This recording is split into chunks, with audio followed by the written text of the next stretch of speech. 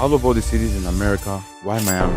It wasn't the first choice, and the deal almost fell apart. But in 2016, Formula One changed forever. The most popular motor racing championship could soon have new owners. The US-based Liberty Media is reportedly on the verge of buying F1. Then again, others are also interested. A new owner, a new vision, and one mission: bring the world's fastest sport to American audiences like never before. In September of 2016, Liberty Media announced it was buying Formula One. The deal was structured in two steps. First, an initial 18.7% stake, then full control with a total value of $8 billion. Chase Carey took over as chairman, Ben Ecclestone was moved aside.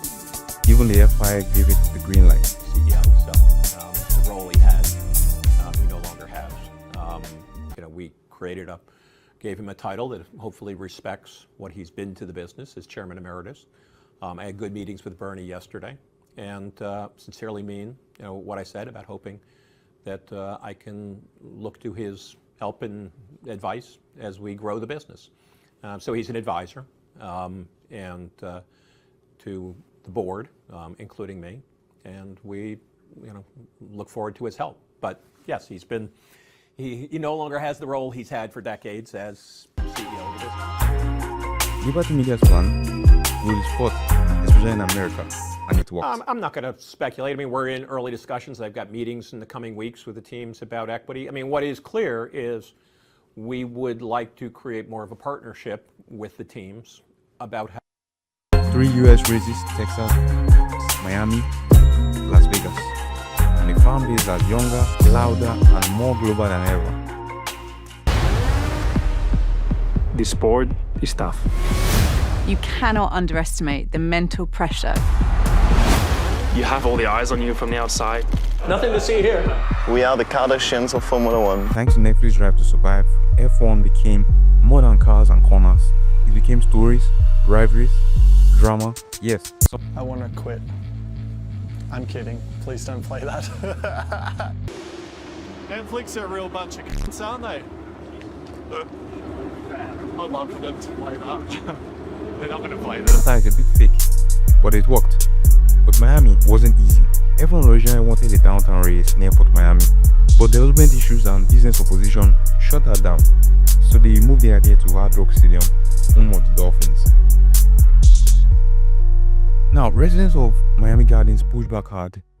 Court an emergency of their own making. Residents again taking legal action, trying to block the 3-day racing event, claiming noise caused by high-speed cars close to their homes will not only be disruptive, but potentially cause permanent hearing loss. These laws are there to protect But this people wasn't new. in their everyday For over 40 life. years, they fought to have a say in what happens in their backyard. The stadium was never wanted, and now F1 was being added to the mix. A loud, expensive, white-dominated sport coming to a majority black and Latinx neighborhood. Noise, traffic, no local benefits. Those were the official complaints. But the real issue, how community lobbying worked. Faster. The race was moved entirely onto a hard rock parking lot. It's a custom-built circuit, but with temporary walls and fences due to race then vanished. Stephen Ross, owner of the Dolphins and the stadium, has been trying for years.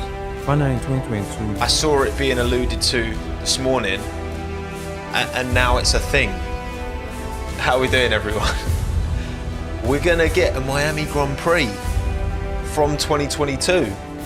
Hang on a second, let me get the screen share up so that you can see what we can all see. It is official. We're going to Miami from 2022, 10-year deal to race around Miami's iconic Hard Rock Stadium. But under all the lights and champagne is a different story. A community still fighting.